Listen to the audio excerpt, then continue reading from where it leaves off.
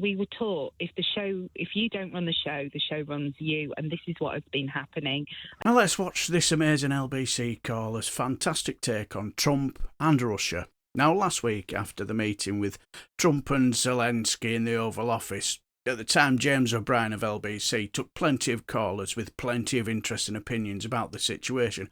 But this LBC caller just stuck out for me because when it came to American culture, she knew of what she spoke about, and her thoughts on Trump and Russia as well as American culture was very, very interesting. Charlotte is in, I've never heard of it before, Dole in Aberfeldy. Charlotte, let's hope that's not nominative determinism. What would you like to say? Hello, James. Good morning. Hello. We have actually spoken before and we have discussed the location of Dole. So, yeah, I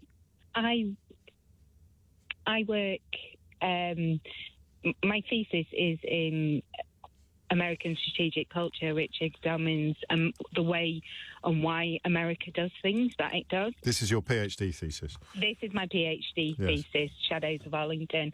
And it has come as no surprise to me, the behaviour of what Trump has been shown over the last year or so. He is an ally with Putin. He always has been and always will be. And I firmly believe that we are being manipulated by Moscow and Beijing in the information that he is being provided. And this is because Moscow and Beijing have for a very long time understood the United States of America and the way it conducts itself in the world better than those running the country. And this is clearly happening now because of the level of nepotism within the Trump administration. Just a little more on that. What do you mean by that? So for example, you know, it's a difficult one. It's just sort of like the level of information and how, when I was listening to them discuss, you know, the fact that they have so much misinformation and they're about these situations that they're obviously having to make decisions about.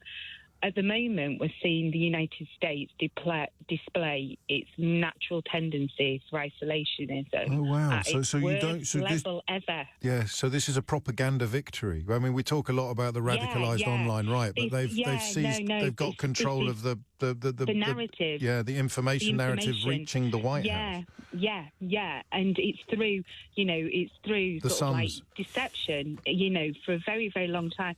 You know, the US used it against Moscow during the Cold War. It's this misinformation, drip-feeding information, you know, running the narrative in the media. And, you know, Putin's been doing this from the very, very beginning. We were taught at Hull not to trust a word Putin said. Yeah. And this is when we were all supposed to be friends with Putin because he was helping us in Afghanistan and, you know, other areas. Yeah. But, you know, these alliances and these people have been chosen specifically. And I'm not trying to go down the conspiracy theory. It's how the intelligence world works.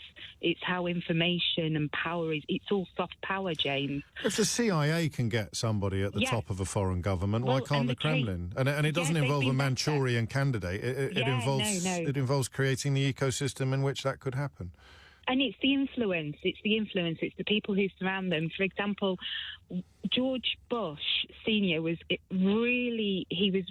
found it really important that if his son ran for presidency, he had to have Condoleezza Rice in the White House. Yeah. Because he knew the neocons within the American establishment would be pushing... Would have his son's ear. They'd have his son's ear. Yeah. And Condoleezza Rice could filter that information because she was trained in international relations. Wow. It was the same with Madeleine Albright.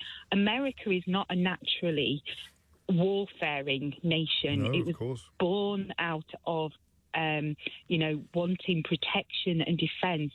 And yes, it is very good at diplomacy and it has excelled in diplomacy. However, what Vance was saying the other day is completely untrue. That's gunboat diplomacy and it's absolutely appalling.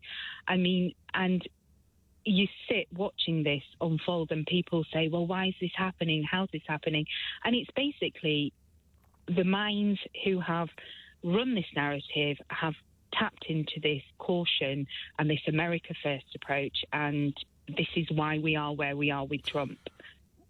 I get that, and I mean, my normality bias is kicking in a bit, but you've got all your ducks in a row, so it would be pointless to give voice to that. The only bit missing is what's in it for Trump in his own mind.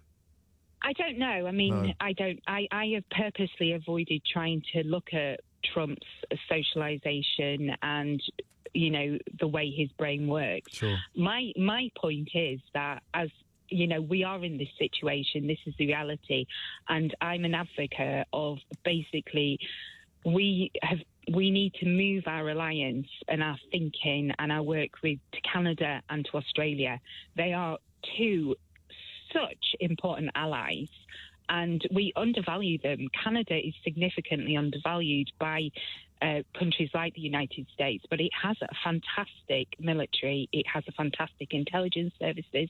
They have such a fantastic knowledge and understanding of how Russia operates. Yeah. You know, we were taught always, you know, which side would you choose? You know, Canada or Australia, when the North Sea Passage melts. And, you know, it was all these kind of ideas we were taught to ask. Canada or Russia?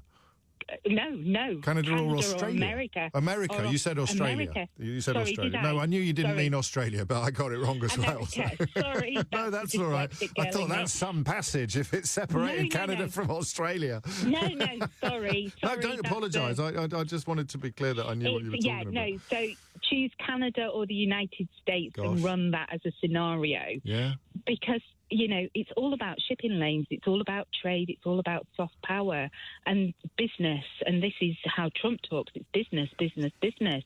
Let's rebuild and make America lots of money. Forget about what's doing right. Just do what. Yeah, you know, look let's at just how do what makes us rich. How he's, you know, and it plays to him. Oh, let him have, you know, these Palestine. Let him rebuild Syria. Yeah. And they'll be promising him all these things, and he'll be lapping it up as though he believes it. You know, oh, well, they've promised me this. Because that's the type of person he is. But at the same time, the rest of us, we need to sort of like look very closely at how can we stand in a collective defence security organisation that does not require the United States.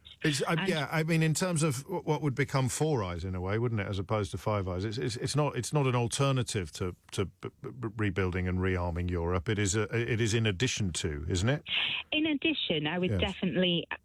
Canada and Australia need to be brought in on this, and we need to take leads, even if it's not us. I mean, we were taught if you don't run the show runs you, and this is what has been happening. And Yes, Russia has, for a long time, has been running the show without us realising. You know, from the mid-1990s, Blair and everybody were chummy with the Russians, and a small group of academics, we were made to feel like, you know, oh, the Russians are our friends. Well, no, they're not, actually. We need to be very, very careful, and we need to be monitoring them, and we took our eyes off them. I think of Fiona Hill, actually, as in the same sort of space around the same sort of time. Charlotte, thank you. You've taken me right up to the wire. I hope you'll call me again. I'm sorry we kept you on the switchboard for so long. We're just bombarded today, and I wanted to focus on the European angle before we moved on to alternatives or supplementaries. But yeah, I mean, crikey, in the context of resistance, the idea that our historical allies, and of course there are cultural ties with Canada and with Australia, not least Commonwealth ties that speak to a UK perspective on unity that would be separate from the European project. But we're in a position of being able to do both. And we would have been even if we were still in the European Union. Don't let anybody tell you otherwise on that. She was very good, wasn't she? Now, I did find the bit about Condoleezza Rice and the George Bush story very interesting. I also found her take on how we dropped the ball with Russia and why we need to bring in Canada and Australia interesting as well. I don't think Charlotte will win many awards, though, for her take on Trump being a Russian asset, though. I think that's pretty obvious, isn't it? Also, clearly the online right do have clear control of the information going into the White House now, don't they? That's very scary, isn't it?